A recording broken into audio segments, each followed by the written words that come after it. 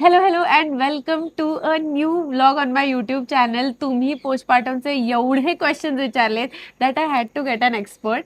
ही आहे श्रेया शहा, बट मी तिला शीतलताई म्हणते, कारण तुम्ही वंडर कराल की मी ह्या व्लॉगमध्ये शीतलताई शीतलताई का म्हणते. तर माझी बेस्ट फ्रेंड आर्किटेक्चरची नेहा, तिची ही फर्स्ट कझन आहे. That's where I got to know her. पण ती माझी गर्भसंस्कारची गुरु झाली आणि आता ही एक जर्नीच झाली. शी स्टील माय गुरु. आर्यवीरचं अजूनही काही असेल तर मी तिला कॉन्टॅक्ट करते. तुम्हाला मी तिच्या इंस्टाग्रामचे डिटेल्स देणार आहे. तुम्हाला कळेल her vast knowledge and everything that she has to offer in this. But मला हवं आहे की तिने तिचं एक छोटंसं इंट्रो द्यावा for all of you to know. Okay, मी इंट्रो देण्याआधी आधी महत्वाची गोष्ट सांगते की मी हिला कधीपासून ओळखते. It's been 10 years. 10. हो. 10 इयर्स. पण ही आम्हाला जेव्हा माझ्या कझिनचं लग्न होतं तेव्हा आम्ही फर्स्ट टाइम भेटलो. But I want to tell you all, मी तेव्हा तिला ज्या बॉडी लँग्वेज मध्ये बघितलं होतं, हसणं, खेळणं, मस्ती, मजा, लिव्हिंग लाईफ टू फुलेस्ट, असं माझं तिच्याबद्दलचं फर्स्ट इम्प्रेशन होतं. And I am so happy that you maintain that. आणि तेव्हा मी तिची टीचर होते, कारण मी डान्स शिकवत होते. मी हो. वेडिंग कोरिओग्राफी करत होते. माझ्या मैत्रिणीच्या भावाचं लग्न होतं. आणि तिने So मला एक खूप वाईट टिप दिली होती, ती पण तुम्हाला माहिती असलीच पाहिजे. I don't know you remember or not. एक स्टेप होती ज्याला ती मला म्हणली हिप्स हलवायचे, तर माझे हलत नाहीत. तिने मला काय म्हणलं माहितीये का, तू स्क्वॉट्स कर, घागऱ्याच्या मध्ये कळत नाही. आणि मी ही टिप आयुष्यात इतक्या वेळा स्वतःला सांगितलीये, तुला नाही येत ना, तू स्क्वॉट्स कर, घागऱ्याच्या मध्ये कळत नाही. लाईफ इझी बनवा यार. बट तशी आमची आय थिंक ती फर्स्ट ओळख होती. नंतर डिरेक्टली मी प्रेग्नेंट झाले तेव्हा आम्ही भेटलो आणि नाव she is somebody I look up to. मी तिला त्या बद्दल मेसेज करते अशी असते की I look up to like. तुम्हाला कळेलच. तू इंट्रो दे यार शीतलताई. बेसिकली दोन महत्वाच्या गोष्टी I would love to tell. मिहिराला जी लोक फॉलो करतात त्यांच्यासाठी, मी श्रेया आहे. माझं एक खूप सिम्पल पॅशन आहे लाईफमध्ये. Can I help pregnancy to motherhood journey to feel a little more easy. मग याच्यात सगळं आलं, pregnancy, breast feeding, parenting, diaper, solid food, sleep training आणि या सगळ्या रिलेटेड ऍक्टिव्हिटीज सर्टिफिकेशन. माझ्या पेजवरच्या तुम्ही बुक्स बघता, ऍक्टिव्हिटीजच्या सगळ्या इकडून आल्यात. येस. So everything. तुम्हाला तिचा अप्रोच बघून कळत असेल कुठून येत आहे थोडंफार. आणि मला हिला बघून कळतं एवढा वेडेपणा ही कुठून आणते आणि कसं करते मॅनेज. येस. सो मला हवं होतं स्पेशली ह्या व्हिडिओ और ब्लॉगसाठी की तिने येऊन बोलावं, because she is an expert. मी तर तुम्हाला सांगत असते, but she of course has backing to everything that she says, because ती ते शिकली आहे. आणि म्हणूनच सुरू करूयात आपण. आय थिंक 2 पार्ट्स होणार आहेत त्याचे, पण बघूयात, कारण खूप काही आहे बोलायला, सांगायला खूप प्रश्न आहेत. But let start. पहिला क्वेश्चन मी ठरवलाय आणि तो आहे की how can husband support in this journey. Okay, first of all, सगळ्या हजबंड कडून ही अपेक्षा ठेवू नका. If you have a involved husband तरच हा क्वेश्चन अप्लिकेबल आहे. नाहीतर मी हिला अर्ध्याच्या जास्त वेळेस कम्पॅरिझन मध्येच माणूस जातो. तुझा नवरा फारच मदत करतोय, माझा करतच नाहीये. That's one of the cause for feeling low. आपण म्हणतो ना की त्याच माणसाकडून अपेक्षा करावी जो ते करणार आहे. आणि प्रत्येकाची प्रेम करायची पद्धत वेगळी असते. करेक्ट. काही नवऱ्यांची प्रेम करायची पद्धत माइट बी नॉट इंटरफिअरिंग वाली असेल, माइट बी तो नाही करणार. पण जर करणारा नवरा असेल तर प्लीज एक गोष्ट लक्षात ठेवा, नवरा हा अंतर्यामी नाही. म्हणजे कशा इझिएस्ट वे बोलावं लागतं. Easiest way to get husband help is, तुम्ही सांगा आत्ता तू पिल्लूला घे, मला झोपायचंय. आणि जर तो तुमच्यावरती प्रेम करायचं, लिटरली ते घेतात. त्यांना कळत नाही काय करायचंय काही वेळानंतर. नाही, तू अर्धा तास सांभाळ, मी झोपतीये. ते प्रॉपर अर्धा तास सांभाळतील, अर्धा सांगतात उठ ना तुझी वेळ झाली. But they will do it. So one of the confusion I always say की मनाचे श्लोक नको, त्यांनी समजून घ्यायला पाहिजे माझ्या मनात काय चाललंय, तर नाही होणार. आणि नवऱ्याचा रोल हा डिफाईन नाहीये मिहिरा. कॉमन प्रॉब्लेम आहे हा. जे काही बोलावं आपण लागतं. करतो ते सगळं त्यांनी करावं. म्हणजे काय? डायपर चेंजिंग, आंघोळ, टँट्रम कधी कधी घेणं, आपले आणि पिल्लूचे दोन्ही पण. आणि हो ऍक्च्युली. त्याच्या पलीकडे जाऊनही वॅक्सिनेशनच्या वेळेस आणि हे सगळं काही रात्री जागणं पण हे नुसतं आपलं काम नाहीये. ऑफकोर्स. माझा तर रूल होता, एक जोक आहे. माझी सासू रात्री झोपताना सांगून झोपायची, हे तुमचं पिल्लू, तुम्ही दोघं सांभाळ. रात्री बाळ रडलं, मला उठवू नका, मी तुम्हाला उद्या सकाळी भेटेल. आणि माझे घरचे म्हणायचे तुझी सासू असं बोलली. आणि माझी सासू म्हणायची मला स्लिप डिस्क, मी रात्री जागले ना तर मी उद्या सकाळी बॅटरी डाऊन आहे. त्यापेक्षा त्याला पण कळू दे बाप होणं काय होतंय. म्हणून मिहिरा, जर तुम्हाला नवऱ्याचा सपोर्ट पाहिजे असेल, एक बोला. आणि दुसरं, फॅमिलीला आपल्या पार्टीत घ्या. हे खूप इम्पॉर्टंट आहे. मी माझ्या आय थिंक इंस्टाग्रामवर पण बोलते. पण ऍक्च्युली मला कधी कधी वाटतं ही लकची गोष्ट आहे. चांगली मदर इन लॉ हा पण एक मोठा टॉपिक आहे शीतल. दॅट आय खूप एम मोठा ऑलवेज टॉपिक आहे. सीन हर पॉझिटिव्हली बोलताना. ऍक्च्युली मला ह्याच्यात असं ऍड करायचं होतं की सगळे परफेक्ट फर्स्टली नसतात. आणि असं नाही की अच्छा तुम्हाला वाटत तुम्ही लकी आहात की आपण लकी आहोत आम्हाला पण चांगल्या मिळाल्या, असं नाहीये. आम्ही पण ऍक्सेप्टन्स दाखवला, आम्ही पण काही गोष्टी बोललो, डिस्कस केल्या, काही त्यांच्या कलेने घेतलं, काही आमच्या कलेने आणि सांगितलं. आम्ही पण शिव्या खाल्लेल्या आहेत. एक्झॅक्टली. फक्त मी त्याला थोडं नाही रिप्लाय कसा खाल्लं. ठीक आहे. नाही, पण मी ना, तू पण खाल्ल्या असशील. नॉट आणि- लाईक ओरडणं हा. ओरडणं. नाही ऑफकोर्स, पण पण त्यांच्या थोडंफार पद्धतीने होतच. ऍज सिम्पल ॲज कधी कधी सासूने सांगणं, मीरा आपल्याकडे ना अशी पद्धत नाही. हा. त्याला पण लोकांना वाटतं की त्यांनी Correct. ऑफेंड केलं. तर माझी सासू म्हणते 2 पावलं मी मागे जाते, 2 पावलं तू मागे जा. Correct. शेवटी आपण दोघं त्या एकाच माणसाला प्रेम करतो की नाही. मी म्हणला हा पॉइंट बरोबर आहे, आपल्याला आवडलाय हा point. Correct. Right. Next question घेऊयात. ते 2 पार्ट्स होणार आहेत, नाही होणार आहे हे एका पार्ट मध्ये. आम्ही दोघी बसलोय, 2 बोलणारी लोक. हा, मी आता बोलणार होते. तुम्हाला दोघांना ती प्रश्न विचारेपर्यंत मी अजून एक गोष्ट सांगते की आम्हाला दोघींना बोलायला आवडतं. आणि बाय गॉड्स ग्रेस आम्ही दोघी जणी आमचं पॅशन पण आमचं बोलणं केलंय. येस. आणि one of the reason So जर true. तुम्हाला जाणायचं असेल की why we are happy, it's our passion is what we like doing. विचार कर. So good. शेक पाणी बाळंतीण आणि मुलासाठी इम्पॉर्टंट आहे का, हे प्रश्न मलाही होते तेव्हा. सो मला हवं आहे, हे कॉमन क्वेश्चन आहेत की तू आन्सर करावेस. शेक पाणी जरा एक वर्ड असेल म्हणजे तिला पाण्याने शेक जो दिला जातो त्याच्याबद्दल बोलायचंय. तर पहिली आणि महत्वाची गोष्ट, जर खूप गरम पाणी पोस्ट डिलिव्हरी यूज केलं, जे आपल्याकडे पूर्वीच्या काही दिलं जायचं, त्याने स्किन ड्रायनेस वाढतो, स्किन डॅमेज होतंय. हॉर्मोनल चेंजेसमुळे स्किन ऑलरेडी सेन्सिटिव्ह झालेली असते. म्हणून आईसाठी शेक घ्यायचा नाही खूप कडक पाण्याचा. जे सहन होतं, जे कम्फर्टेबल आहे तेच घ्यायचं. स्पेशली तुमचा एल्बो डीप करून बघायचा, इथे जर हे पाणी कम्फर्टेबल असेल तर तेच वापरायचं. Is this for both C section आणि 100% ओके दोन्ही पण दोन्हीसाठी? साठी. आणि पिल्लूच्या बाबतीत पण same, you have to be very very careful. त्यांना पण खूप गरम पाणी नाही वापरायचंय मिहिरा. म्हणजे आपल्याकडे असं म्हणलं जातं, बाळ आंघोळ करताना जेवढं जास्त रडेल ना ते तेवढं चांगलं झोपेल. म्हणजे मी आयांना विचारते, झोपण्यासाठी बाळ जन्माला घातलंय का खेळण्यासाठी? हा एक महत्वाचा प्रश्न विचारायची गरज आहे सोप्यावर आपल्याला. मी बोलणारच नाही. सो ही जी गोष्ट आहे ती समजून घ्यायची गरज आहे. म्हणून पाणी शेकसाठी वापरायचं नाही, त्याचं महत्व नाही. सेकंड व्हेरी इम्पॉर्टंट आहे, आपल्याकडे डोकं धुवायला पिल्लूचं असू दे आईचं असू दे तेवढंच गरम पाणी वापरतात, विच इज अगेन्स्ट सायन्स. म्हणून पोस्ट डिलिव्हरी फेज मध्ये तर तुम्ही डोक्यासाठी जे पाणी वापरता ते अजून एक लेवल कोमट असलं पाहिजे. ओके. आणि तिसरी आणि महत्वाची गोष्ट, मी डोक्यावरती शेकचं पाणी घेतल्याने माझ्या बाळाला सर्दी होणार आहे का? केस धुतल्यानी किंवा होत नाही. आपल्याकडे ड्रायर असतो की नाही, तो घ्यायचा, ड्राय करायचं किंवा मस्त टॉवेल गुंडाळायचा आणि बाळाला घ्यायचं, काहीही फरक पडत नाही. आणि सर्दी झालीच तर हसायचं आणि सांगायचं अरे झाली, आता याला बरं करूया, फिनिश. ऍक्सेप्टन्स. आणि प्रत्येक गोष्ट स्वतःवर घ्यायची नाही, माझ्यामुळेच हो. काहीतरी झालं असं नाही. पण मला असं वाटतं की ते आजूबाजूच्या लोकांमुळे पण खूप होतं. I think women are held responsible, मला असं वाटतं, फॉर एव्हरीथिंग. एव्हरीथिंग. बाळाला सर्दी झाली, तू नीट नाही खाल्लंस, बाळाला काय झालं, तुझ्या दुधातनं हे झालं.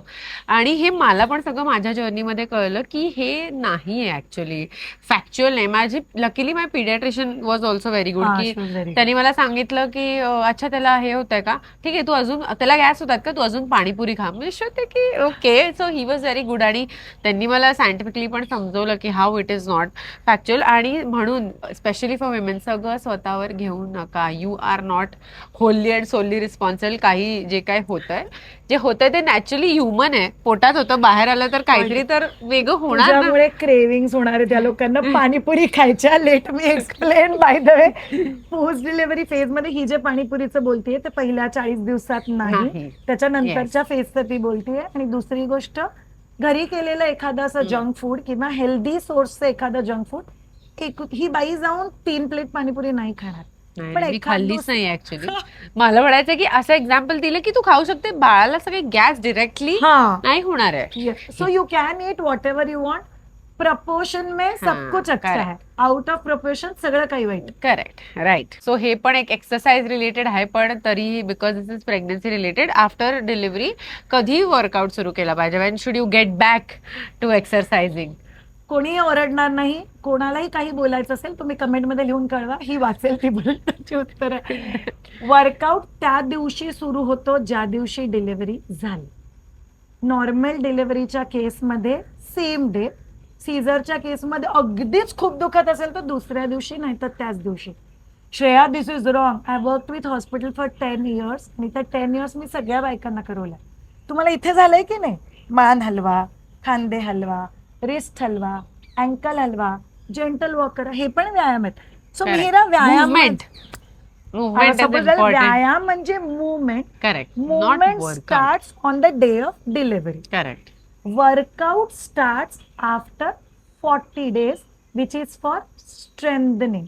आणि proper body toning, weight loss, cardio, DR correction हे सगळं सुरू होतं 3rd month पासून. I think that answers everything. आणि हे करावं ऑल ऑफ यू.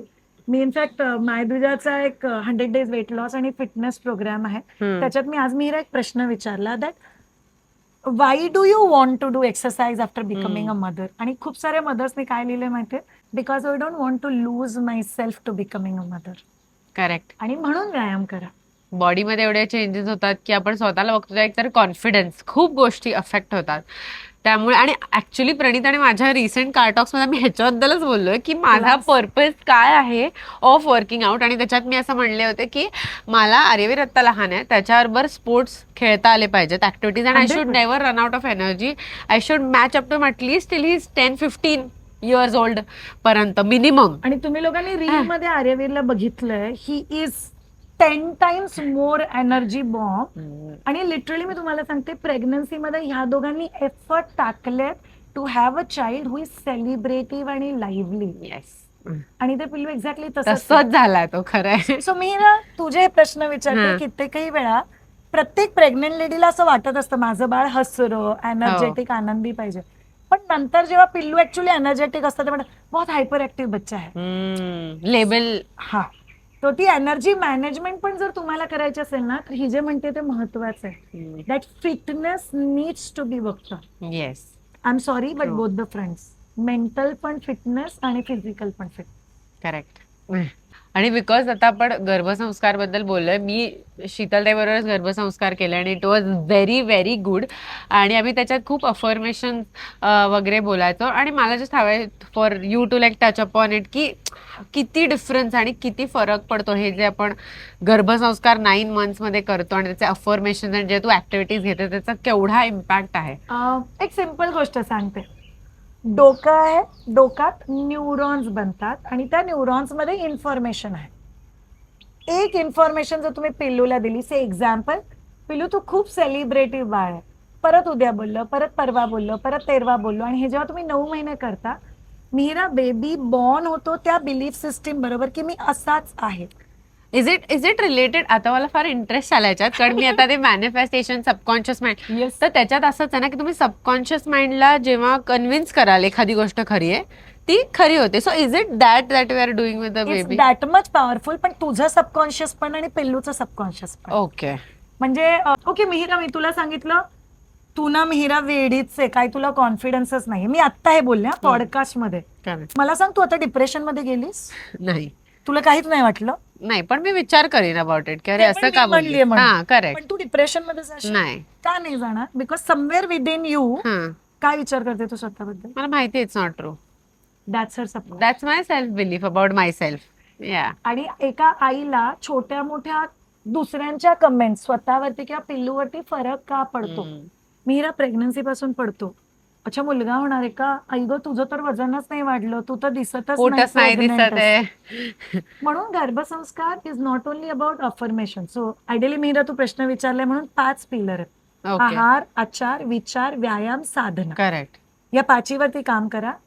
प्लस पंचमहाभूत आहे, भगवान, पृथ्वी, जल, अग्नी, आकाश, वायू, ज्याने तुमचं बाळ बनतं आणि ह्याने पिल्लूचे बिलीफ सिस्टीम बनतं. Correct. So work on. Nice. Okay. असं मला वाटतं की मलाही परत सगळं शिकायला मिळतंय असं एक.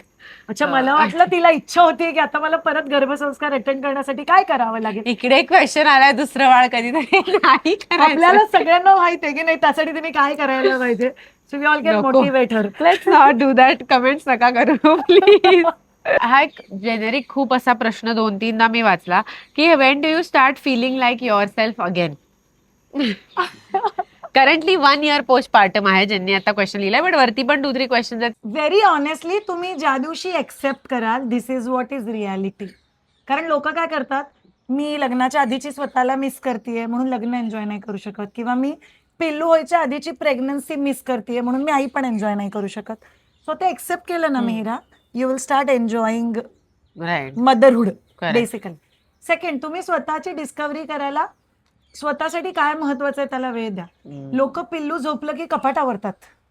नाही, मी पिल्लू झोपलं की एक्सरसाइज करेल, माझ्या आवडीचं गाणं ऐकलेल. करेक्ट. प्रॉब्लेम मिहिराने काल एक रील का स्टोरी काहीतरी टाकले, ते पिल्लू झोपल्यावर गेम खेळतात नवरा बायको. म्हणजे काहीतरी वेडेपणा आपल्या आयुष्यात Correct. असला पाहिजे जे तुझ्या आनंदासाठी आहे मिहिरा. करेक्ट. तुझं सगळंच्या सगळं आर्यवीरसाठी नसू शकतं.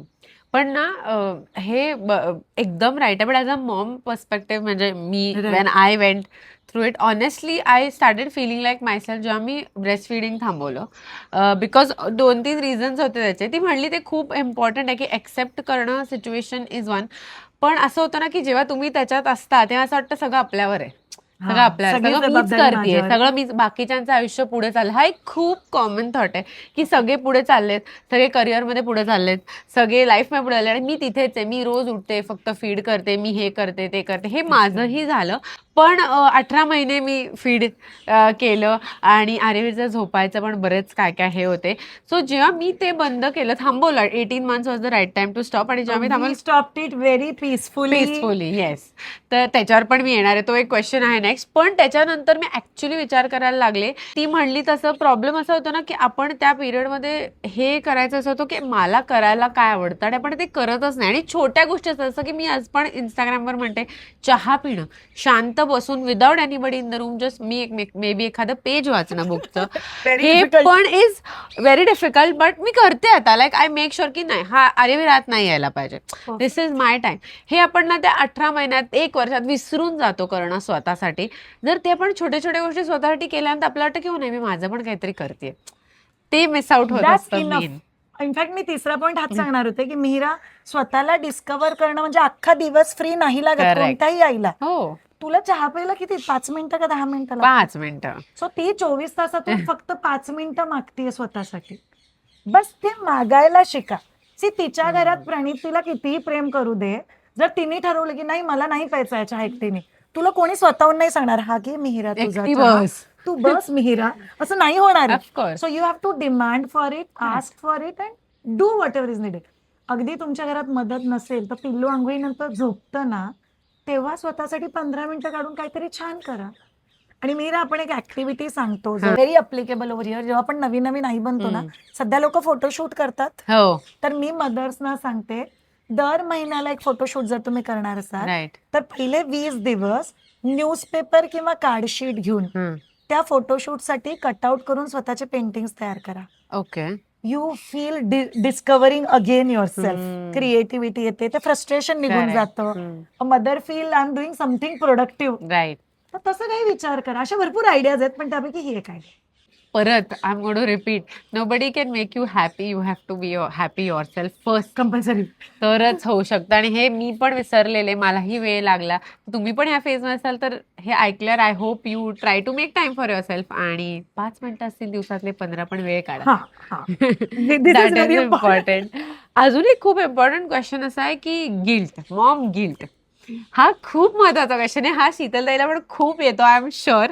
तर मॉम गिल्टचं काय करायचं? म्हणजे मला वेळ हवाय स्वतःसाठी, मी जाते, पण मग आर्यवीरला असं एकटं आत्ता असं होत आहे. म्हणजे तुला ऑनेस्टली सांगते की मी आर्यवीर आता शाळेत जातो, मी कॉन्टेंट क्रिएशनमध्ये खूप बिझी झाले, कारण मी खूप काम वाढवलं. तर मला आता गिल्ट येतं की मागच्या वर्षी मी जेवढा त्याला वेळ देत होते, ऍक्टिव्हिटीज करत होते, तेवढा आता नाही देते. मग तो तेवढा ग्रो करत नाही का जेवढं तो आधी करत होता. असं. मीरा, तू तरी बेटर आहे. आता तू येण्याआधी जे माझं पर्सनल काउन्सिलिंग होतं, तिथे मम्मीने विचारलं, श्रेया मैं सिर्फ 5 घंटे बच्चे के साथ है, मेरा बच्चा मुझे भूल तो नहीं जाएगा.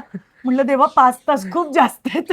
पण काय करायचं, मॉम गिल्टचं काय होती, येतेच ती. I think it's natural. 2 गोष्टी आहेत.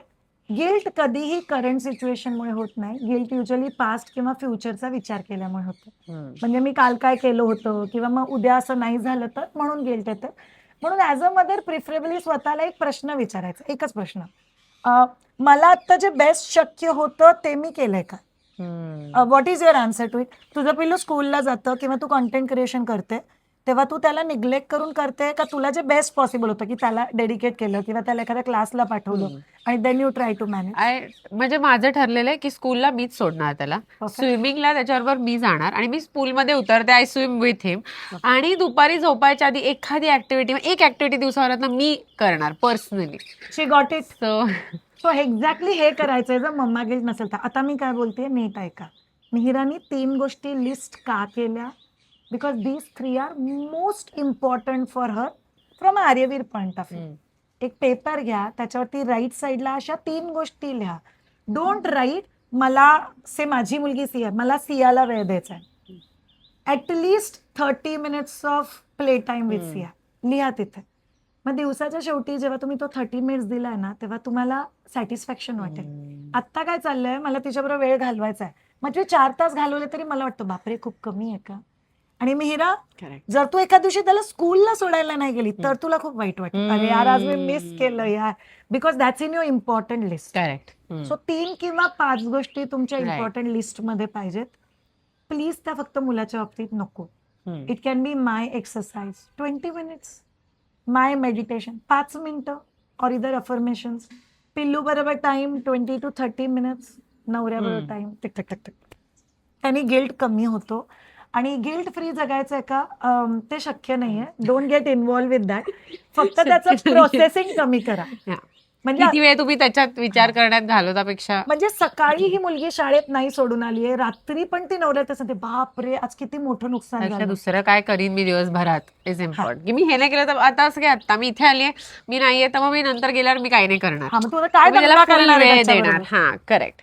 राईट. पॅरेंट्स, मी आता मिहिराला तेच म्हणत होते की असं नाहीये की आपल्या आयुष्यात गडबडी होत नाहीये, फक्त त्याचं प्रोसेसिंग लांबडं नाही ठेवलं की गिल्ट नाही होत. गिल्ट झालं, रिअलाइज गिल्टी वाटते, ठीक आहे चल काउंटर पॉझिटिव्ह काय करू शकतो यार, चल ते करून टाकत. बिकॉज ऍज इट इज तुम्ही त्याला चेंज नाही करू शकत. आणि एक फॉर्म्युला आहे मिहिराचा, स्पिरिच्युअल फॉर्म्युला. गिल्ट फक्त तेव्हा होतो जेव्हा at the point of knowledge तू मागे वळून बघतेस. विचार कर, एनी एक्सपिरियन्स ऑफ मी फिलिंग गिल्टी से आज सकाळी मी फिटनेस मिस केलं आणि मला आता से रिअलाइज झालं की अरे यार मी आज फिटनेस मिस केलं. I have to look back. अच्छा आज नाही केलं का, देन आय फील गिल्टी. जर मी फ्युचरकडे बघितलं, अच्छा आज फिटनेस नाही केलं का, ठीक आहे अजून अर्धा दिवस राहिलाय, मी कम्प्लीट करून टाकेल. You can not feel guilty. So guilt can only come जेव्हा तुम्ही मागे वळून बघता. म्हणून at the point of realisation, ही सध्या ती सेगमेंट करते ना द सिक्रेट आणि पुस्तक वाचते. सो लोकांना काही गोष्टी रिअलाइज होतात, अरे हा यार माझ्या आयुष्यात हे गडबड झालं होतं. You are looking at past. आता कळलंय ना गडबड झाली होती. Look at future. Guilt can be reduced to very हे लार्ज. सगळं आय थिंक एक्सेप्टन्सच येतं. मला सतत एव्हरी सिच्युएशन मध्ये एक्सेप्टन्स, सगळ्याचं सोल्युशन पहिले एक्सेप्टन्स आहे आणि मग सोल्युशन आहेत. नाहीतर पहिली स्टेप आहे. करेक्ट, पहिली स्टेप नाहीतर आहे. होऊच शकत नाही. कशासाठी. करेक्ट.